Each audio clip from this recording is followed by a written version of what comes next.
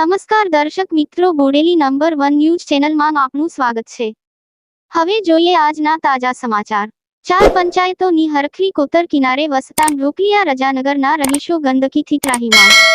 રોજિંદા પેટીયું રડી હરખરી કોતર કિનારે વસતા લોકો સતત ગંદકીનો સામનો કરી રહ્યા છે। માત્ર ચૂંટણી ટાણે મત લેનારા સરપંચ તથા સદસ્યો ક્યારેય ગંદકીથી ખદબદતા રજાનગરની મુલાકાત લે છે ખરા?